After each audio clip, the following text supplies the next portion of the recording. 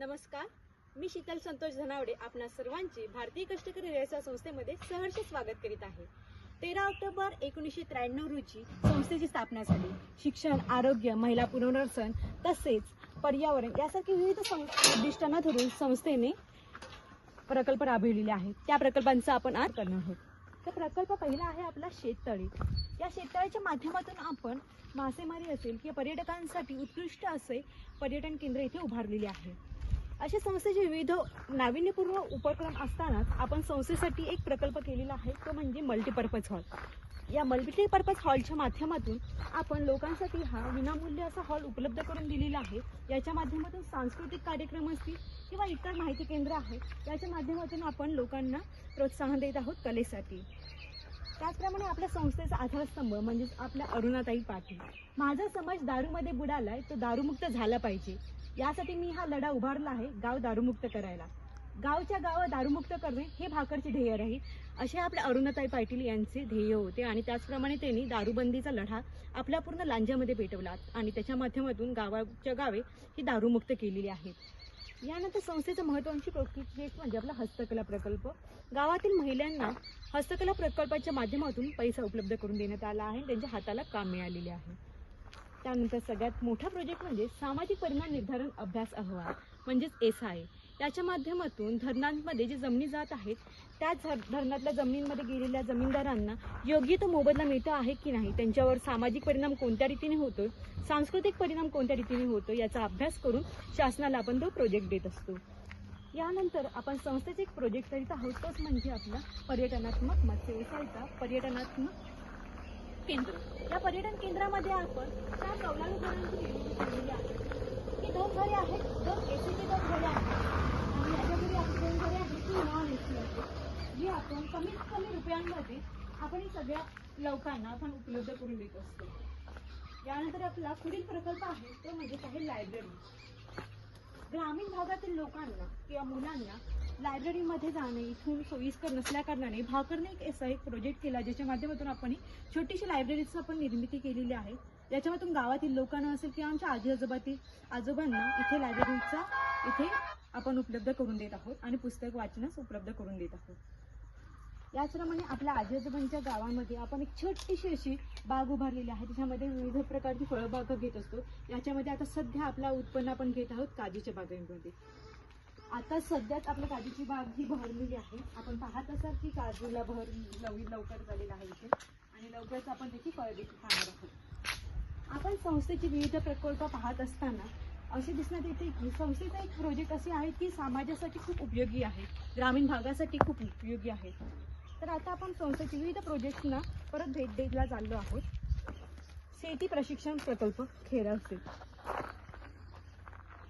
यानंतर आहे दुष्काळग्रस्त भागात चारा छावणी मुक्काम पोस्ट सांगोला तालुका राजापूर याच्यामध्ये भेट दिलेली असताना हा प्रकल्प आपल्याला इथे दिसत आहे। त्यापुढील आहे इंडो जर्मन आरोग्य प्रकल्प, ज्याच्या माध्यमातून गावातील लोकांना आपण आरोग्याविषयी महत्त्व पटवून दिलेले आहे। गुजरात भूकंप मदत कार्य। गुजरातमध्ये ज्या वेळेला भूकंप आला होता त्यामध्ये संस्थेने आपल्या मदत केलेली होती। कोरोना मदत कार्य 850 कुटुंबांना रेशन किट आपण वाटप केलेले आहे। ज्यावेळेला कोरोनाची खूप भीषण परिस्थिती निर्माण झाली होती, लोकांना खायला सुद्धा अन्न मिळत नव्हते, त्यावेळेला संस्थेने मदतीचा हात पुढे केला आणि आपण तिथे जाऊन 850 कुटुंबांना रेशन किट हे वाटप केलेले आहे। यानंतर आपण जात आहोत संस्थेचा सगळ्यात महत्त्वाचा प्रोजेक्ट आपले म्हणजे आजी आजोबांचे गाव। आजी आजोबांचे गाव काय आहे असं तुम्ही म्हणत असाल तर मी सांगेन, आजी आजोबांचं गाव इथे असं आहे ज्या लोकांना निराधार लोक आहेत, जे वृद्ध आहेत, ज्यांना कुठेही राहण्याची सोय नाही आहे, अशा लोकांना आपण इथे राहण्याची विनामूल्य सुविधा केलेली आहे। त्यांचं आरोग्य असेल, त्यांचं पुनर्वसन असेल, या सगळ्या गोष्टींना मध्यवर्ती ठिकाणी ठेवून आपण ही छोटेसे असे आजी आजोबांच्या गावाची निर्मिती केलेली आहे। यामध्ये सध्या आता 19 आजी आजोबा राहत आहेत। त्यामधलेच आपले एक आजोबा आहेत, आजोबा आपले कडू आजोबा, आजोबा तिकडे बघा, आपले कडू आजोबा आहेत। आजोबा नमस्कार। कडू आजोबा देखील आपल्या इथे गेले 3 वर्ष इथे राहत आहेत। आता आपण तसेच पुढील प्रोजेक्ट्सना भेट देत आहोत। आजोबा थँक्यू।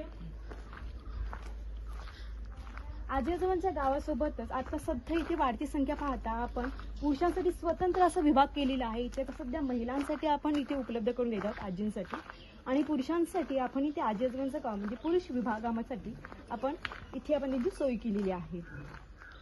त्याचप्रमाणे आता इथे उपलब्ध असल्या आजी आजोबांच्या गावाला लागणारी जी काही अंडी असतील किंवा इतर काही चिकन वगैरे असेल ते स्वतःच आपण करण्याचा प्रयत्न करतो, इथे उपलब्ध करून देण्याचा प्रयत्न करतो. यासाठी आपण पोल्ट्री फार्मची देखील इथे निर्मिती केलेली आहे. हे सगळे काय प्रकल्प आहेत ते सगळे आजी आजोबांसाठीचे आहेत, त्याचप्रमाणे समाजासाठी उपयोगीचे आहेत. तर आपण सर्वांनी नक्की इथे आजी आजोबांच्या गावाला भेट द्या, संस्थेच्या विविध प्रकल्पांना भेट द्या आणि आपण नक्की अवश्य या इथे.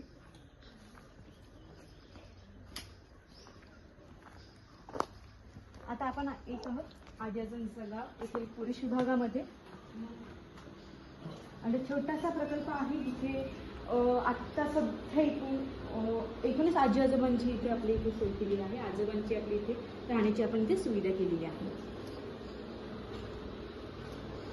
जर संस्थेचा इतरत्र जर प्रभाव जर बघितला आपण तर पूर्ण रत्नागिरी जिल्ह्यामध्ये सध्या आता आपली 2 समुपदेशन केंद्र महिला आयोगाची निर्मिती केलेली आहे. त्याचप्रमाणे महिला व मुलांकरता विशेष सहाय्यक कक्ष रत्नागिरी शहर पोलीस ठाण्याच्या आवारामध्ये आपले तिथे समुपदेशन केंद्र आहे, जे आपल्या पीडित महिलांसाठी काम करीत आहे. त्याचसोबतच आपला दुसरा प्रोजेक्ट आहे तो म्हणजे समुपदेशन केंद्र लांजा, समुपदेशन केंद्र राजापूर. येथे देखील पीडित महिलांना समुपदेशन करून त्यांना हक्काचे असे घर मिळवून देण्याचा प्रयत्न आपण करीत असतो. अशा विविध प्रकल्पांनी युक्त आणि सामाजिक कार्यक्रमांनी युक्त असा आपला हा छोटासा असं गाव, आपलं आजी आजोबांचं गाव, आपलं भाकड संस्था. आपण नक्की व्हिजिट करा. धन्यवाद.